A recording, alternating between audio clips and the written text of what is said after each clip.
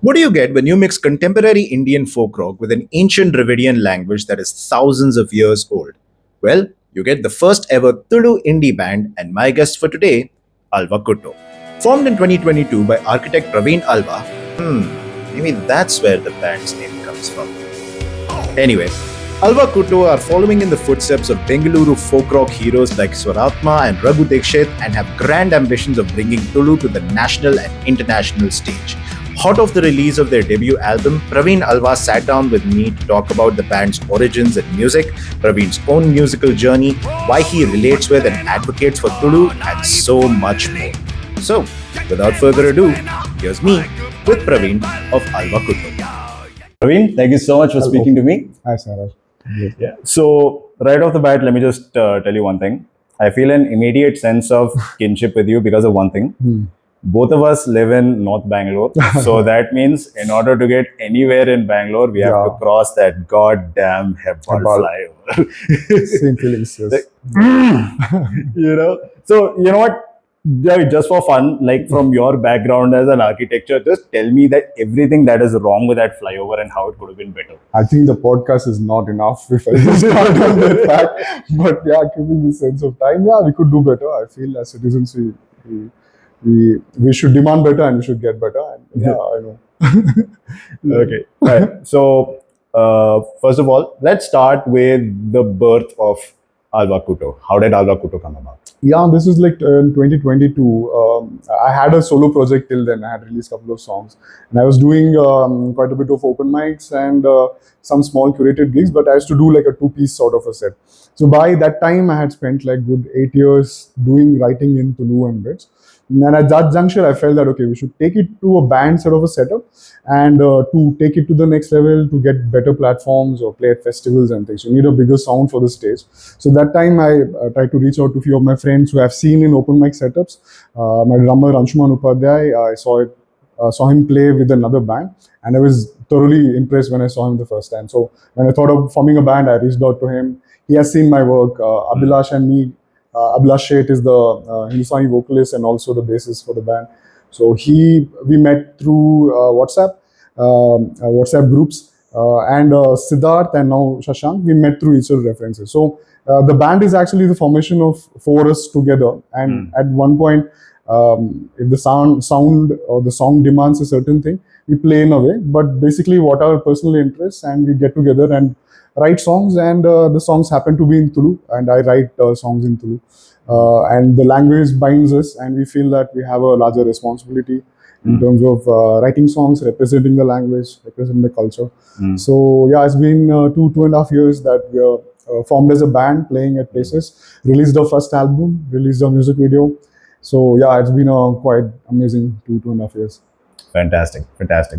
And as of this day of recording, I saw you guys perform last night, right? And it's. What do you think? Yeah, it was fantastic. In fact, it was hard for me to believe that the band only started in like 2022, because it feels like all of you are like seasoned performers. Yeah, So, I'm just curious. I mean, you mentioned that you used to attend like a lot of open mics and all. Do you have like a lot of background of performing music on stage before Alva Kuuto? Not much, but I was always drawn to going on stage since childhood, like doing MCs or New Year family gatherings, or school science club convocation thing stuff. So I used to always like preparing a script, writing, going on stage and doing stuff. So I was always attracted to that part of performance. A bit of theater, street plays, those kind of things kept me going during my school, college days. Music got to me much later, when I was 28. That's like 10 years back. Till then, I there's some attraction going to stage and performing at live. So I still love going to plays a lot and seeing concerts, gigs more than going to films, because I love people coming at a time, and at that moment they do something, and there's just such an attraction, and I love putting myself in that spaces. So music was amazing. So yeah, not much growing up related to music, but I always like to going on stage and doing stuff. Okay. I've also noticed that you not only emphasize the culture of Mangalore, but also, I kind of get the vibe that, Mangalore receives your music differently compared to other places. Like, am I kind of off base here, or Can you rephrase it? Sorry, I didn't get. no? So, like, from the gig yesterday, Right. while you were like talking on stage and all, you had some remarks about how Mangalore and the people of Mangalore receive your music differently compared to Bangalore. So is there any such thing like that? Does Mangalore have a different reaction to your music than the rest of Yeah, the I places? mean, there's a lyrical connection that definitely adds to the bit. Hmm. And we are something new to the culture, and it always happens that when something new comes, you take a larger breath just to understand, okay, what is this? And that is happening, and that's good. Like, we want to encourage discussions and conversations about what should be produced in the language, and we become a path, or like, you put a song out, people listen to it, and they should have an opinion of good or bad, or in a Right. sense, not everyone likes it, everything. Right. There's a bunch of people who like a bit. The other bunch, can you push the music to the borderline people who are still not sure? Yeah. So it's okay. I mean, we would love to have a conversation around the music, just then, just listening to it, or adding numbers and things. Yeah. So we are open to such things. Right. What is it about the Tulu language that you want to promote and advocate for through your music? Our attempt as an experiment, I always feel that if a culture has to produce new things, or in a capitalistic society, if you see, when a new product comes to the market, two things are important. One is the research part, and one is an experiment part. Like, you need to know about the subject, and you need to experiment. You need to, someone in the lab sits and figures out how things comes together, Right. and then only you'll produce something new in the industry. So research for me is basically knowing about the language, and knowing what is Tulu, what the ancestors have done. Is there any new words in Tulu that I keep collecting Tulu words? So that is my research part for myself. And experiment is, can you put a old language, as a 2005 years old language, in the sound of now? Right. Like, whatever the era, how was Tulu in 2025? A future society will look back and say, oh, okay, their music was like this. Oh. So it is something that you dig into the soil and see how the next generation takes up that challenge. And yeah, it's been passed on, in a sense. If I look back, the earlier generations have done their attempt to contemporize the language. If you see Tamil, it keeps on evolving and keep writing songs. Right. I heard A.R. Rahman is trying AI on the music. So, I mean, yeah, you should represent the language of the era. Like, if you build a building, it should represent that time. What material, what is the skill of the people, what technology you should use. So yeah, it should represent the time it is being in. So our experiment is that old language in the time of now. So yeah. Yeah, so ideally, like thousands of years into the future, if paleontologists are like exploring our environment, they should unearth an Alva Kuuto album. Exactly. That's the cover art is about. That someone has discovered something is dug in. Oh, so that's intentionally what you were going for. Like, it's kind of like a artifact that has been uncovered. Okay. So that's the reason we did petroglyphs. Each symbol, each glyphs for each song. So glyphs are basically, petroglyphs are basically what you carve on the cave walls. So petroglyphs, pictoglyphs. Pictoglyphs are what you paint on the cave walls. Right. Petroglyphs are the carvings. So each song has this petroglyphs. So it is basically, we are putting something in the soil now, in a sense. So yeah, from that sort of conversation, we get into things. Okay. What is the current state of the Tulu language in the country, for those who are not familiar? It is a old language. I'll tell you the kind of from the language point where it stands. Tulu is one of the 5 major Dravidian languages: Tamil, Telugu, Malayalam, Kannada, and Tulu. So there's Kodava Takku. There are a few Koraga languages. So they are all subdivisions of a larger kind of a mother language. So Tulu is one of the important Dravidian language. The thing is that it is geographically placed in that southwest belt. So there's an Arabian Sea on the west and Western Ghats on the east. So it just landlocked. A sea here and a big mountain here. So the language is contained there. So for years, we have a little literature in it, but mostly we don't have script for various reasons. So now there is a revival. People are thinking how to bring back the script into common usage. So there's been work happening on that lines. There's a interesting Tulu film industry which is going on, which keeps on churning out 15 to 20 films a year. So that industry is going on. Then there is plays which keeps on, social plays, social political plays which keeps on going on regular setups around the district. Yakshagana, Bhutukola, rich heritage-based cultures that is very active and kicking. You will sing Kantara, that's one of the reference for Bhutukola performance. Right. So that is very active. So in terms of music, it's been mostly devotional songs and film songs. Those are in production or in creation. We are the first band who are thinking in a contemporary sense, like how can we write about things which are interesting, about a boogeyman, about a meal, ashana. So we try different contexts and see that how you can experiment using different languages, different words. So for example, if I write an angry song, the words used in the language is entirely different from if I write a love song. Right. The kind of words are entirely different. So we try to experiment and work around that kind of framework. But there's a larger movement happening. People are working. Youngsters are very active. And people are dedicated to work on the font side, the lipi side, the script side of Tulu. And the younger lots are very creative, very creative. So just to be in the right time at the right place where we can generate music and someone is doing something else in their own front. So it's a good time to be working in the language. Fantastic. So, what was going on in your head the very first time you tried to transplant Tulu into a rock song? Tell me what was going on in your head, how you were feeling like. Nothing, Saira. There's no larger plan at all. There's no larger plan. It just went very organically.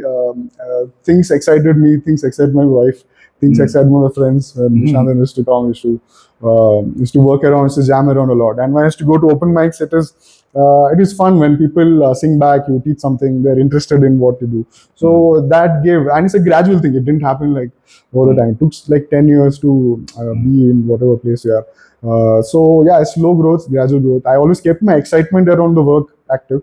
So if it excites me, it is a contagious thing. You can pass it on to people, and you can make a band, or you can make it way more larger. So I always kept that. Okay, it's just a fun part. You're fiddling around with the language. No larger picture in mind, but I always wanted to be on stage and sing songs. So it's just it's just giving me more chances that I can do that more and more and have fun on stage. So I'd never had a bigger picture. It just kept doing organically. Fair enough. Fair enough.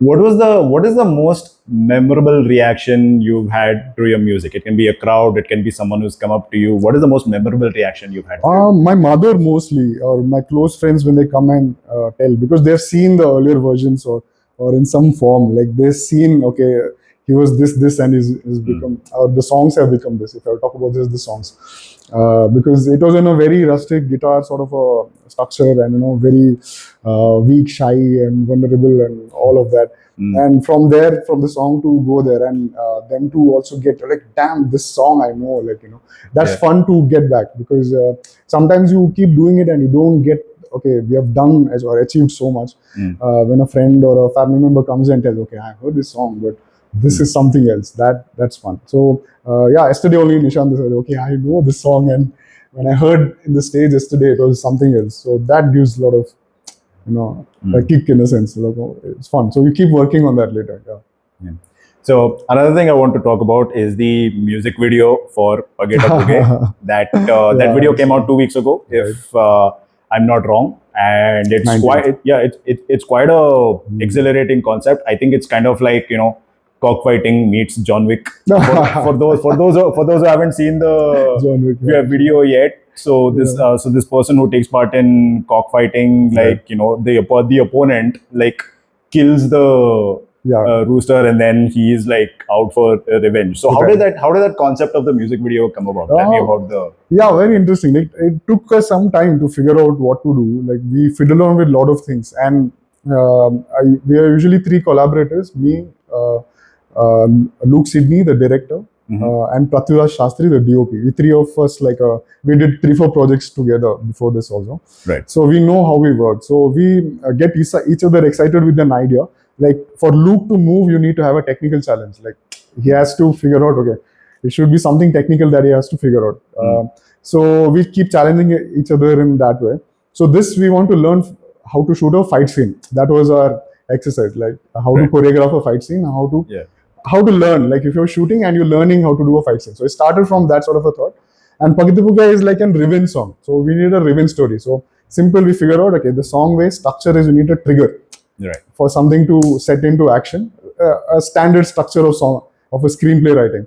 So open with the trigger, something happens at that place, you set a context, a trigger, then a series of events and culminating in a fight. So we just structured it like that. And my village is a great giving place. So all my music videos, most of it is shot in my village. And it lends itself with locations, resources, actors, technicians. Everyone is local, every boys. So at one day we shot 2 days for that fight scene, and we were close to 40 people on set. And everyone was mostly pro bono, just wanted to attach with the project. They loved that, we do something like this. So everyone lent in creatively. It happened only that way, because there's no other way to do that scale of music video. So resource-wise, my village helped me. Locations, we were quick, fast. We knew certain things. Those trees, all this, magnificent water bodies and things were all available in my village. So that helped a lot. But yeah, it took like close to 4 months, 5 months for us to plan, get into things, and shoot for those short time of 2-3 days. Yeah. And another bigger challenge was actually the fire. If you see the band playing against the fire behind you. Yeah, that was like, man, that Luke and Shastri especially were very adamant that when we shot the fight scene, we realized that, okay, this didn't come out that well, because we were hurrying up a lot to save money. And they said, no compromise, let's have a fireball at the back. So that, that was a mad exercise. That was fun. Yeah, just piling up things. And I hope your backs didn't get burned, or you didn't get Anshu's for sure. Anshu's was not in a sense, like he was a bit closer than all of us. Okay. But it was fun. Yeah. One of the things that I've learned from, fortunately, like I've been fortunate to take part in a few music videos, and that too, a couple of them with fight scenes. And what I've learned is, it is very easy for people to like get carried away and injure themselves. Yeah. So did anything like that happen? No. We had a friend called Kaushik Bolar. He's an MMA coach. He's in Mangalore. So we called him for a day. He came and choreographed the sequence. And we knew, okay, you put a camera in a certain way so that it looks that you're hitting, but you're not. So we figured out few kind of tricks and not to get hurt. But yeah, we had someone who could choreograph things for us. Who have been your biggest inspirations in your journey so far as Alva Kuuto? Okay, straight up bands like Avial. I love Avial, Parvaz, Suratma, Raghu Dikshit, Lucky Ali. I love all of these sort of bands were pretty unusual from my Bollywood upbringing, because I was being fed with a lot of television and radio songs. I still know, if you can give me any initial 5 seconds, I can guess the song. It's so ingrained in my memory. I love that. There's nothing wrong, but in a sense, consciously picked all of these bands. Metallica, Nirvana, AC/DC. I love AC/DC.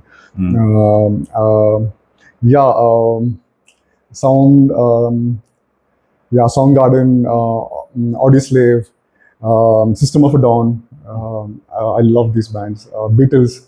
So it's been a mixed bag because of my architecture background. I've been when I switched to architecture, I start to realize band culture, because growing up I didn't have any sort of references apart from film songs. So when I went to architecture, my friends or seniors had this crazy MTV videos downloaded into the system. Those times, okay. And you go to their place and they'll have like 100, 200 videos, and you see this amazing band going nuts on stage, and I'm like, wow, this is pretty cool. So I consciously picked Metallica, AC/DC. I still love AC/DC, still do.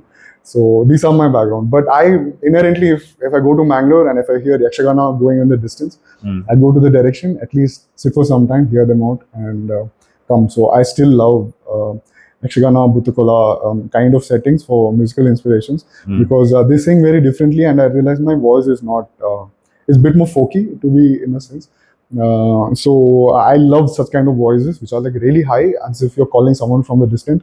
You use your extra thing, when you work on a paddy field, you have like a higher pitch because someone is really going for you, and you see that in a lot of folk voices. It comes from that kind of agrarian sort of lineage. So I still love those kind of backgrounds, but any day rock is my background music. I keep on playing these sort of bands. Fantastic, fantastic. So, what's next on the cards for Alva Kuuto? One is we are taking music. We realized that apart from writing and releasing songs, artists have to promote it well, market it well, make it to reach out to people. So we're learning that skill out. So we're trying to reach out, play it to different cities. So we have a show in Kochi. We are reaching someone out in Goa to do a show. We are reaching out someone in Bombay to get us a show. So we're working on making connections. But the idea is to go to Tulu belts or people who would love such kind of music. So we're working on that front. And we have already put in motion that our next album should be a collab with other languages, regional languages. So hopefully, I'm throwing it out. Someone like Khalid would work a Kashmiri song along with the Tulu song. Our song works. Someone like Shilpam would be. Aviel, I don't know. We're just throwing names at this point, but we would love to work with local artists who can scale up the language in a sense, So Bengali artists, Marathi artists.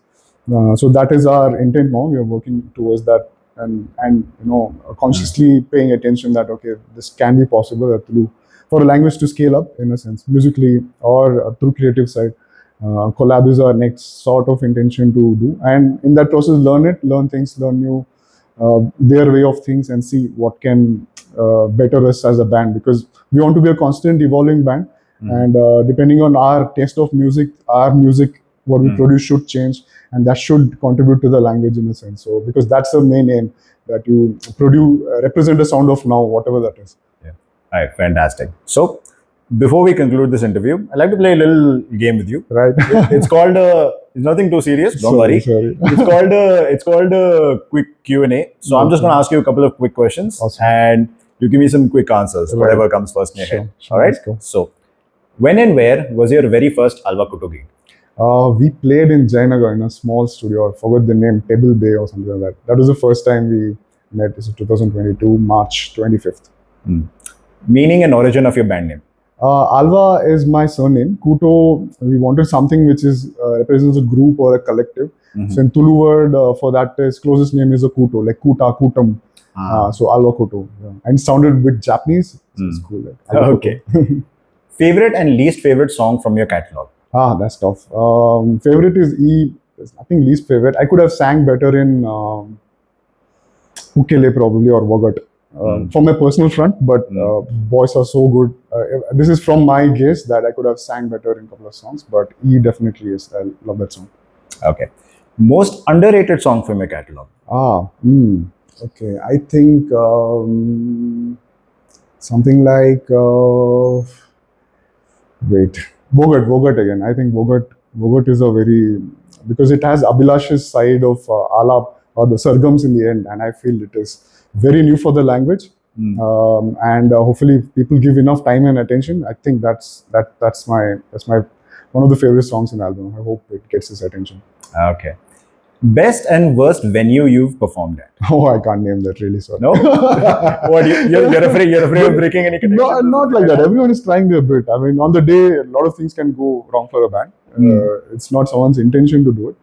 But vaguely, like organized shows by larger events, when you're playing for a larger event, we have played few gigs like that. That's not enjoyable waiting. I don't like waiting before the gig. That's like more than any sort of technical glitches happens. You have to work around that bit. Yeah. But from getting ready to going from the stage, so yeah, those are pretty painful. Okay. If you had to pick one song with which to introduce someone to Alva Kuuto for the very first time, which song would you pick? I would pick Pageyta Pugey. It's an easy entry. I think it's like fantastic. Yeah, you get him. Kick-ass. Yeah. Come out of the gate strong. Just play the music video. Yeah, easy to sell in a sense. Yeah. That will be a good gateway. Yes. Okay. If you could feature your music in any TV show or movie, which TV show or movie would you pick? Okay. Anything, something like. Okay. Depending on the song. Like Raman Raga or something like that, Pageyta Pugey would sound really cool on the background. Just make it really intense. Sound wise, I'm just talking sound wise. I want another song out of the album, something like Kadalanchi Sukaunduga, which is not from the band but from my solo project. That could work in something like a Rakshi Shetty's film. Yeah, I would love some regional movies. Could pick the. I would hope it becomes a background for some Tulu or Kannada based films located in Mangalore. So hopefully those ones for sure. Yes. Yeah, I could see your music in a movie like, let's say, Vikram Vedha Yeah, surely. or Yeah. Maharaja that recently Yeah. came out. So that'd be absolutely Sure. kick-ass. Yes. So, Yes. okay. If you could meet one of your influencers and thank them personally, Oh, which God. person would you pick? At this point, definitely Rex Vision. Yeah, I would love to just pick his brains. I love his compositions, and what he does with guitar is just magic. I've not met him. I've been idolizing him for a long time. So Rex Vision for now. Yes. Okay. Okay. One thing in common between being a musician and an architect. One thing in common, lot of things common. Ideating phase is very same, that you get a part of the larger idea, then you keep working on it by in architecture drawing or doing 3D and bits. In this you expand it by singing it again, singing over and over bits. So that is one common thing of how idea arrives to you. It arrives in a short form. You may get like a starting bit, or it could be middle, or it could be a end. Similar things with architecture. You get a vague idea of a room or a section or things. So that is what, there are a lot of things common, but this is something I love a lot. Yes. Okay. Okay. First rock song you ever heard? Oh God, something with Linkin Park for sure. I don't know exactly which song, but Dude, same. yeah, Linkin yeah. Park. My God. yeah, some friend, he had a Discman, so he made me hear. I'm like, wow, this is. Was it something from Hybrid Theory or Meteor? I'm not sure. I don't recall. But after that, I went on a spear, so I don't know which exactly is the song.